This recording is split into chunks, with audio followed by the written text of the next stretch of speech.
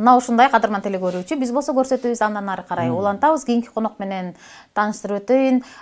Кыргыз тили коомунун президенти, Кыргыз Республикасынын маданиятына эмгек сиңирген ишмер Райымжан Курбанов агайыбыз бүгүн бизде конокто. Агай, саламатсызбы? Саламатчылык. Кош келиптирсиз. Чоң рахмат. Жазгүл таң эртече караганыңарга чоң рахмат. Сизге ыраазычылык.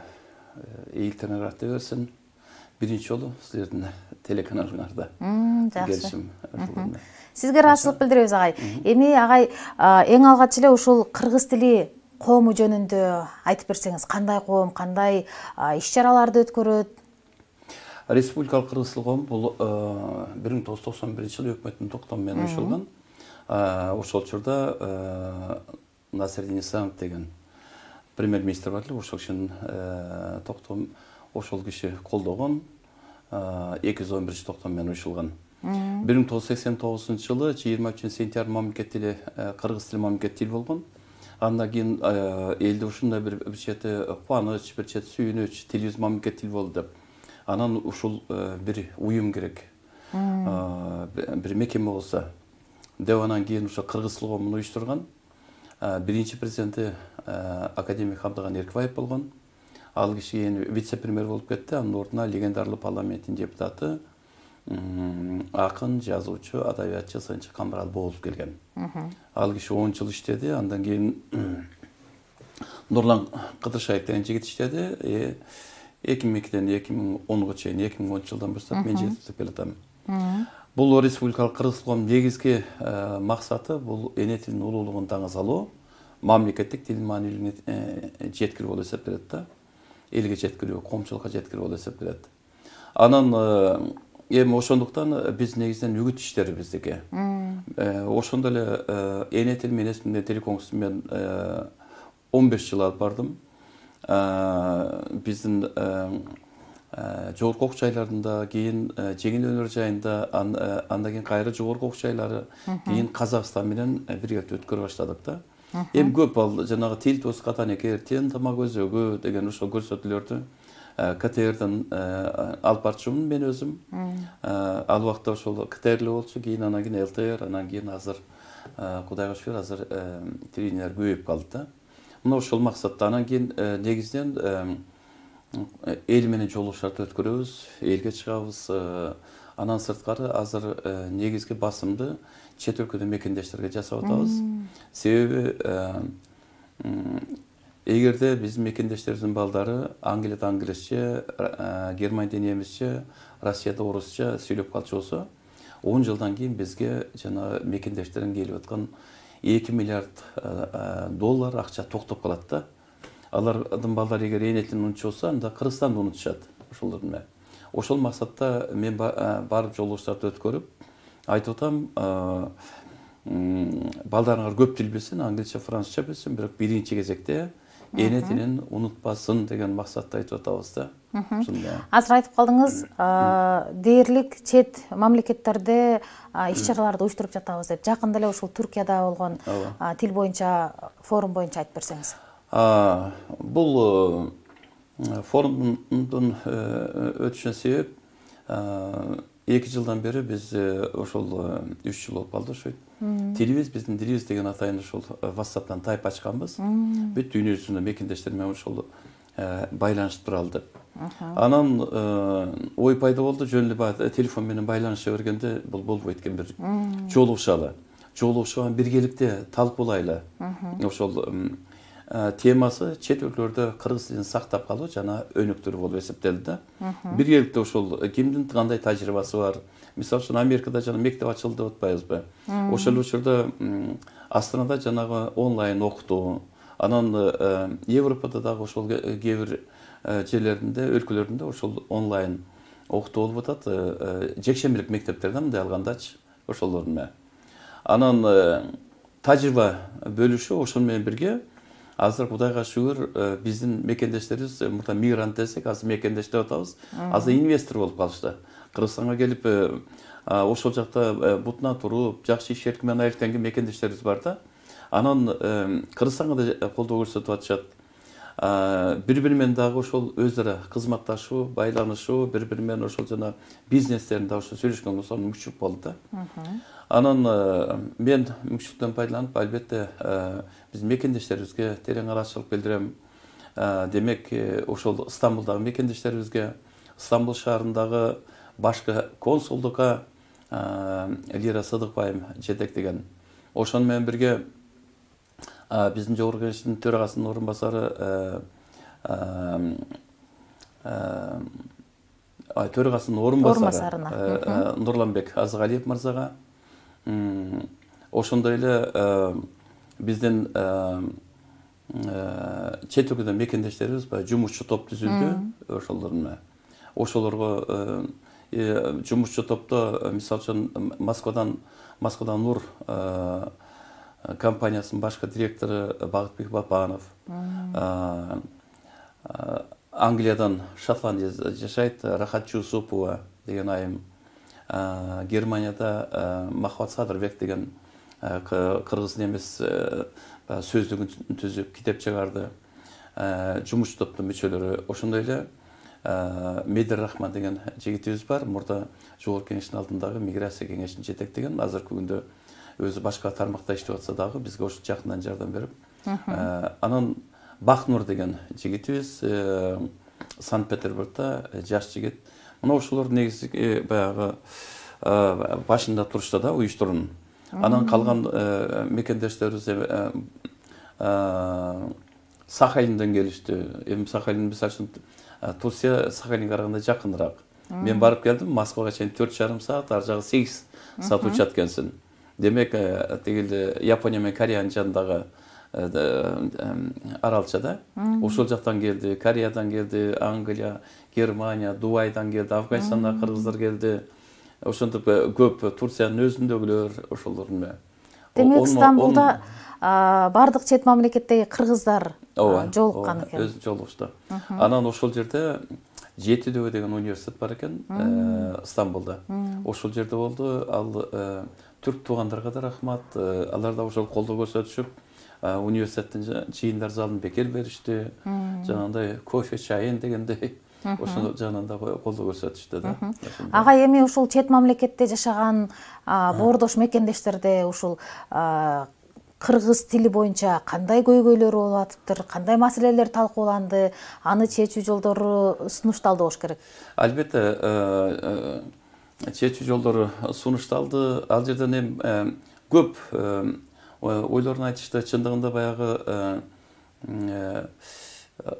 монда биринчи кезекте жанагы методикасын, ыкмасын иштеп чыкса. Эмне үчүн англисчени бат үйрөнүп атышат? 1 айда, 2 айда. Эмне үчүн кыргыз тилин азыркы биздин ушул Кыргызстанда деле 10 жыл окушуп билишпей атат. Демек, ошол методикасын иштеп чыгыш керек деген ошол. Бул жана алганда чындыгында биздин тилчилер да аракет кылышы керек да. Бир аракеттер бар. Мисалы үчүн мен айттым, Гүлмира Дөшөева деген айым бар, Абусада иштеп жүрөт, азыр өз алдынча сабак берип атат. Ошол 1-2 айда азыр бүт чет өлкөлүктөрдү, Кыргызстандагы чет өлкөлүктөрдү окутуп атат да. Мектептерде дагы. Анан ушул мүмкүнчүлүктөн пайдаланып ошол мен жогорку кеңештин дагы миграция кеңеши бар. Ошол жерде тил, маданият боюнча жумушчу топ жетектейм. Анан биз 54-чү мектепке кайрылып, ошол 54-чү мектептин мугалимдери демил көтөрүшүп, чет өлкөлүктөрдөн акча албай эле онлайн сабак өтүштү да. Мисалы үчүн азыр бизде таң атса Америкада кечкирип калды. Тигил Кореяда, Малайзияда демек азыр бизде 9 болуп калса, аларда 12 болуп калды.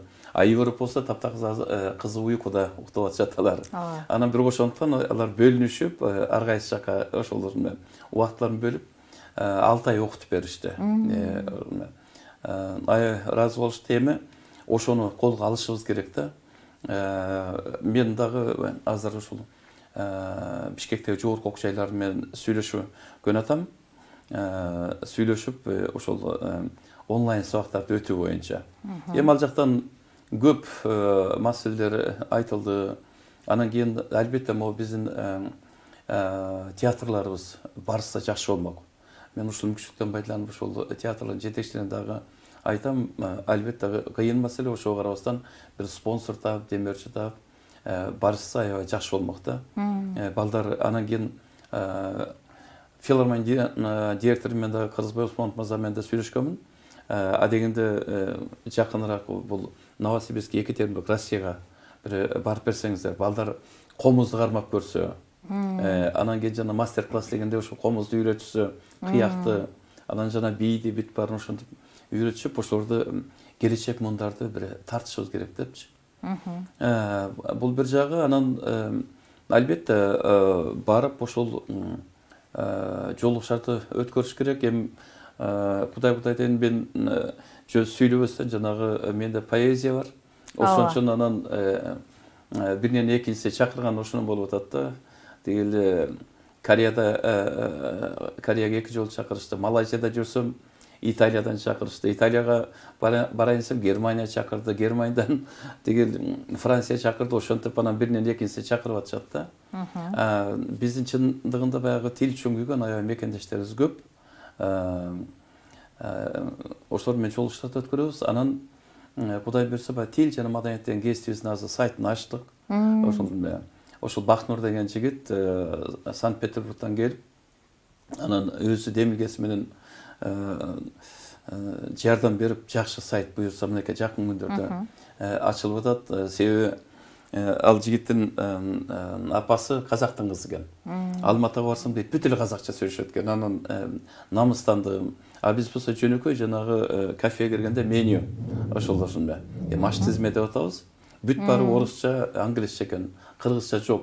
Биз ошол жөнөкөй нерсени башташыбыз керек деп, мындай тил үчүн күйгөн жаш жигит экен, 24-тө азамат. Ошондой мекендештерибиз бар да. Ага, эми ошол тил жана маданият гезитинде негизи кандай макалалар көпчүлүк учурда жарыяланат? Тилге күйгөн инсандардын иш аракетиби?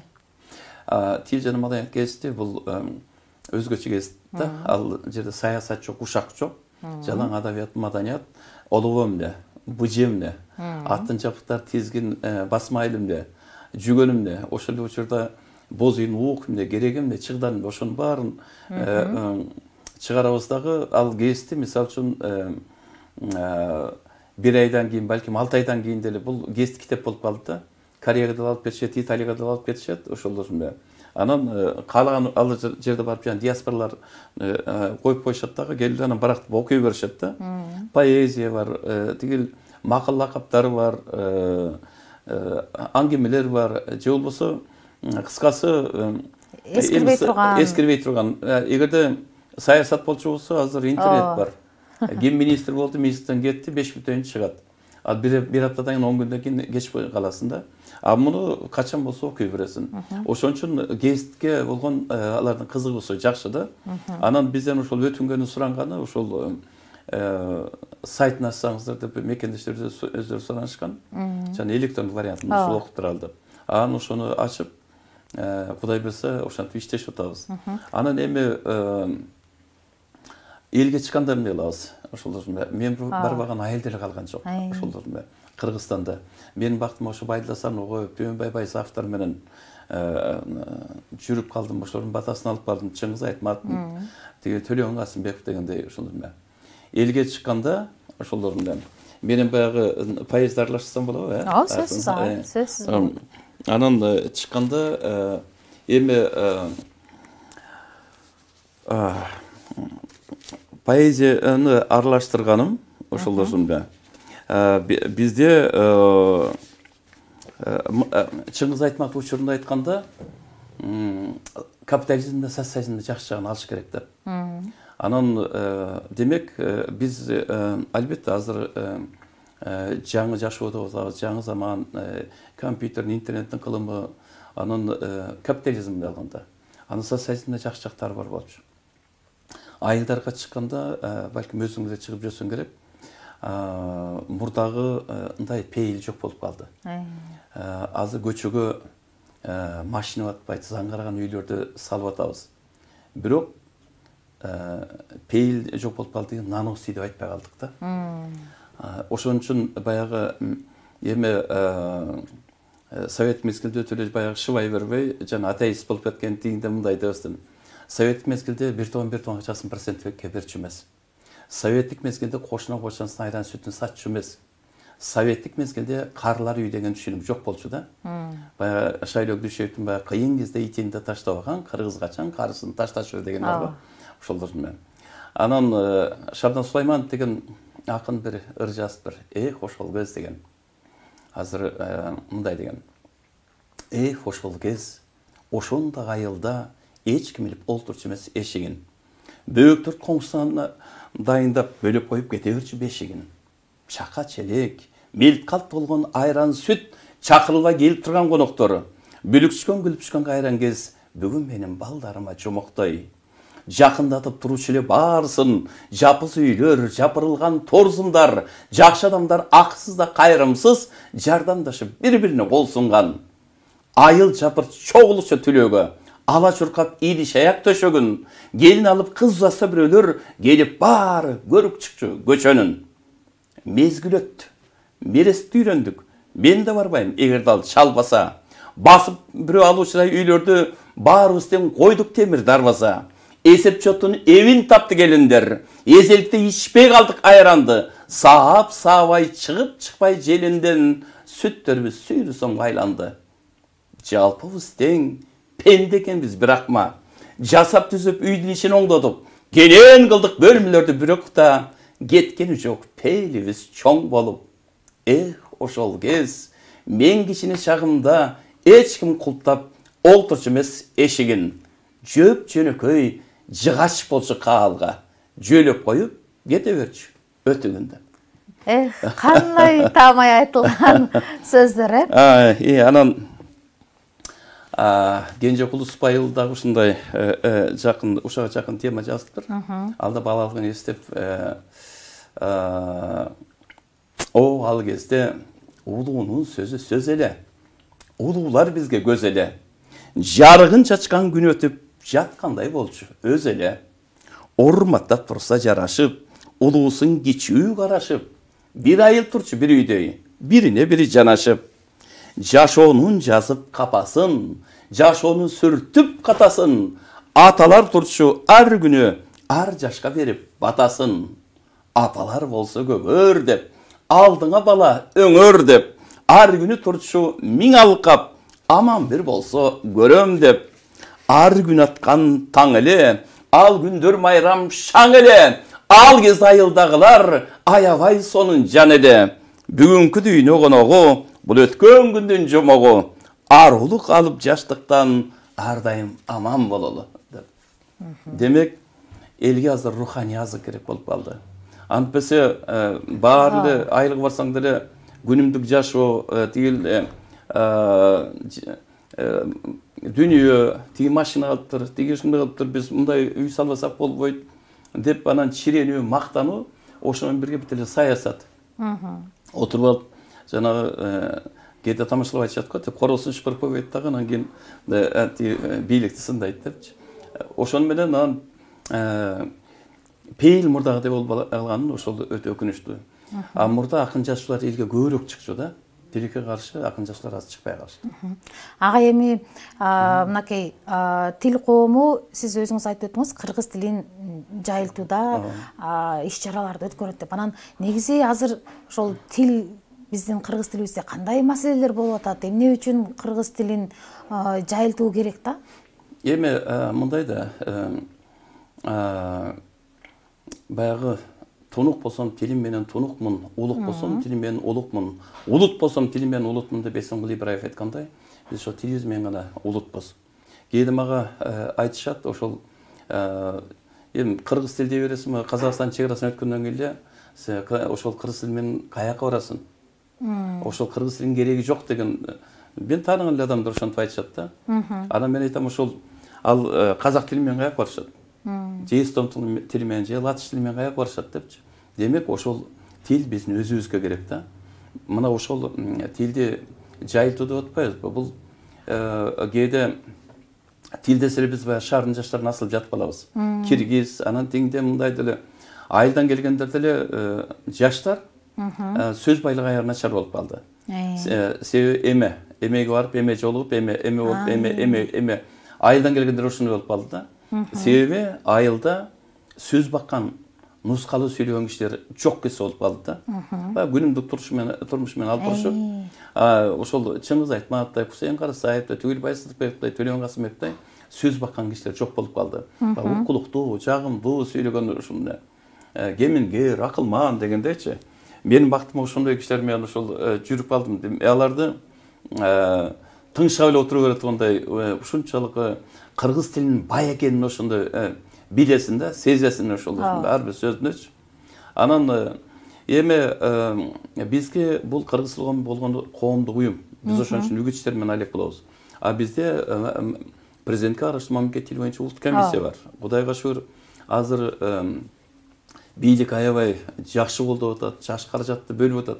Негизи буга чейин деле ошол каражатты көп бөлүп келатат. Анан биз алар менен дагы азыр эр-шакак иштешебиз. Мелис Мурталиев деген ушул мыкты жигит келди. Ал кыргызча да, орусча да эркин сүйлөгөн жакшы жигит. Азыр бирге эле чогуу иштешип атабыз. Негизинен каражат улуттук комиссияда да кыргыз тили коому баягы жекеле демилге.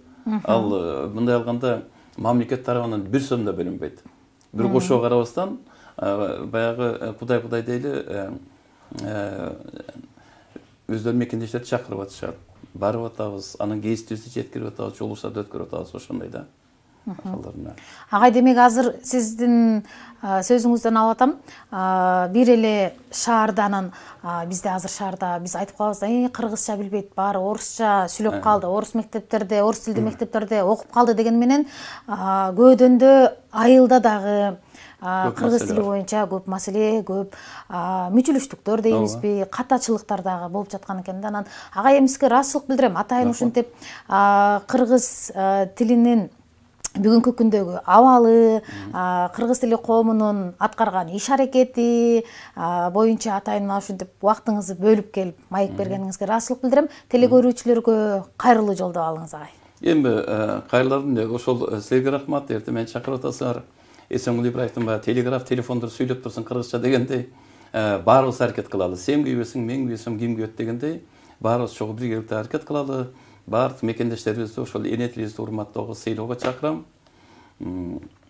Ийгиликтер боло берсин. Агай, эми ошол кыргыз тилибизди унутпашыбыз үчүн, ар бир инсан кыргыз тилин унутпаш үчүн биз эмне кылышыбыз керек? Сүйүш керек. Ал баардык нерсе ошол мекенчиликтен башталат. Эгерде мекенчил болсок, тил эмес, өлкө да өнүгөт да. Эгерде мекенчил болбочу болсок, анда ар ким өзүнүн көмөчүнө гүл тартып, анан өлкө да өнүкпөй калат. Эне тилди сүйүш керек. Баягы тилиңе кулдук кылам менем атам, кечиргин мен тараптан болсо атам, сен сүйгөн, сен сүйлөгөн ушул тилди кубултуп, безе ырдап келе жатам деп, эне тилибизди укуктуу, жагымдуу сүйлөп, кийинки муунга татыктуу өткөрүп беришибиз керек да. Ыраазычылык билдирем агай. Агай, негизи бизде илгеркилер айтып коет, адамды жүзүнөн эмес, анын аткарган ишинен, жасаган ишинен тааны деп коет. Биз дагы сизди ушул кыргыз тилине күйүп, бышып жасап жаткан иш аракеттериңизди билебиз. Сизди ушул иш аракеттериңиз аркылуу тааныйбыз агай, сизге ыраазычылык билдиребиз. Урматтуу теле көрүүчү, региондун таңкы көрсөтүүсү мына ушул менен бүгүнкү көрсөтүүсүн соңуна чыгарат. Бүгүн бизде конокто кыргыз тили коомунун президенти Райымжан Курбанов болду. Демек, ар бирибиз улутубуз өссүн десек, өз тилибизди сүйүшүбүз керек экен. Кызматыңыздарда Жазгүл Кудайбердиева болду. Кийинки эфирден жолукканча аман туруңуздар.